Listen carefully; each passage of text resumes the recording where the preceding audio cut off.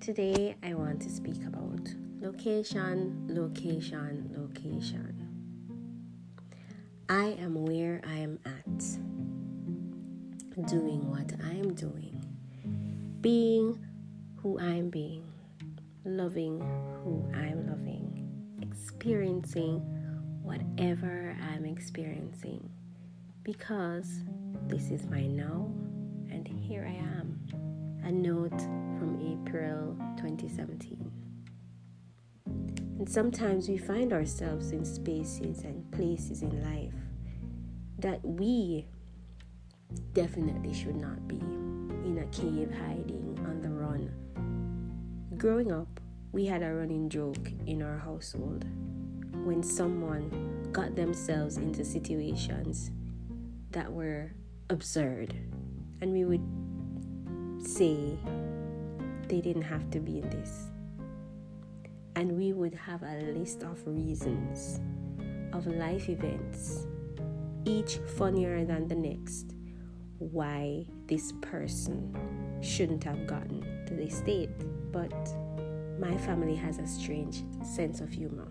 We're at times faced with obstacles or roadblocks in life, and instead of visualizing what is the reason or purpose of these situations, we assume these as discouragements and excuses to not aim for or determine or predetermined destinations. And so we retreat. There must be a reason why this is happening, is usually what we say. Yeah, there's a reason for this. Yeah, there's a reason why I shouldn't be here. Let me go back home. Yes, there is a reason.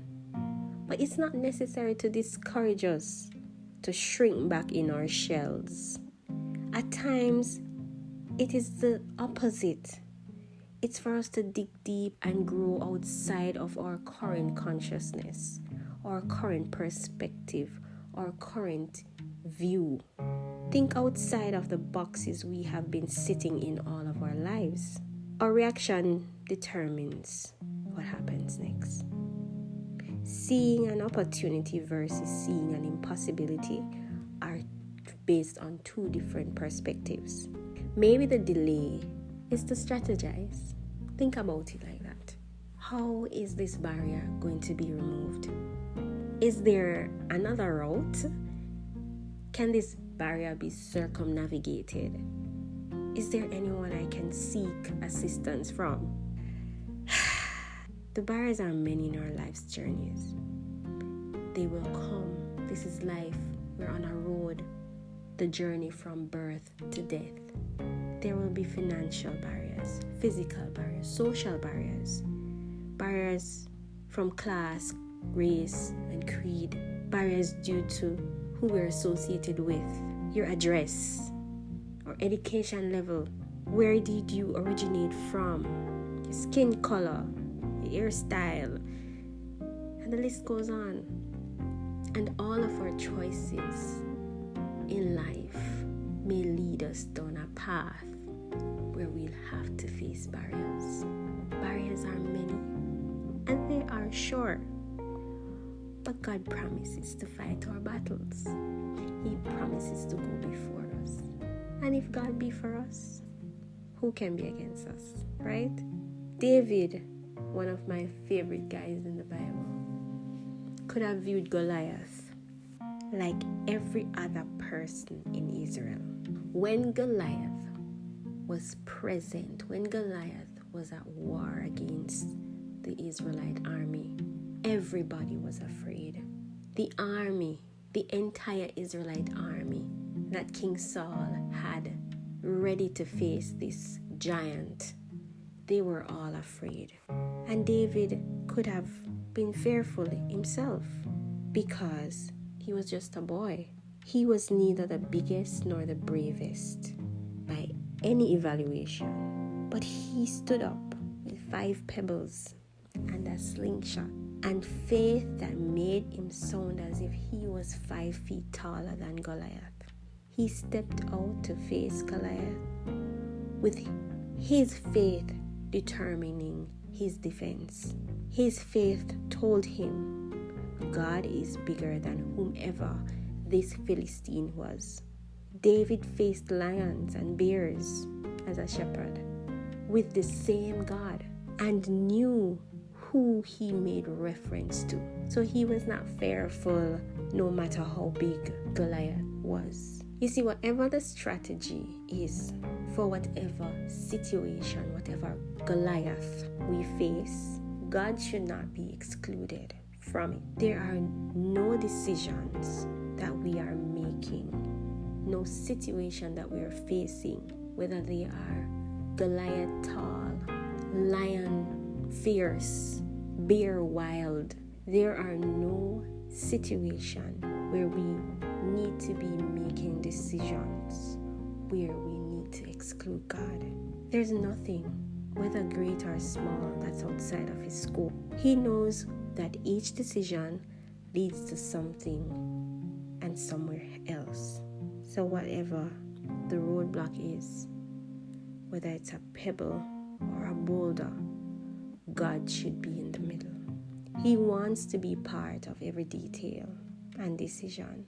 Not just when we want to, buy a house or get a different car or start a family. Not just the major decisions of life, but what we decide to have for dinner or what we decide to watch on TV. How do we spend our free time? Because we are at times unaware of how we get to a point, right? We place emphasis on the major things, but some of the times it's the minor things. So we don't know how we get to this point, this place, this location in our lives.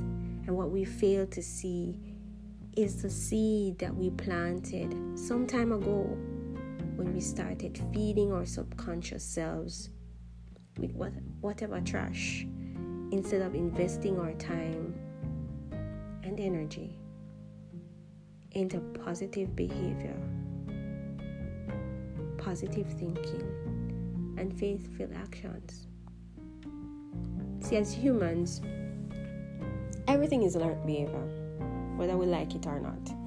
We learned it from somewhere. And we tend to do what we're most comfortable with.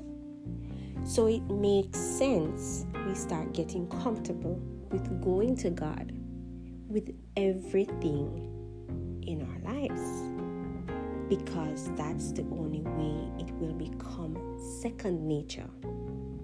I had an experience recently where I knew I probably shouldn't go to this place, and everything about the journey from I got up in the morning and every part of the journey until I got to the destination proved to support that thought.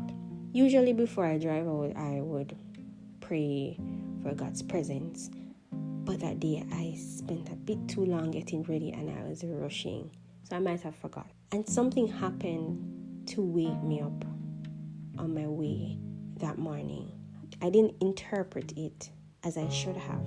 And later that day, when I was now facing disappointment about the outcome of the day, I felt as if I went home and I couldn't face God. I just felt beaten up, like I was going home to get scolded. But as I sat in my living room, all I felt was quiet comfort, almost like a mother's presence reassuring me that I can't only see God as strong to fight for me, but as strong enough to love me. Sometimes our roadblocks are in our minds or simply our own selves.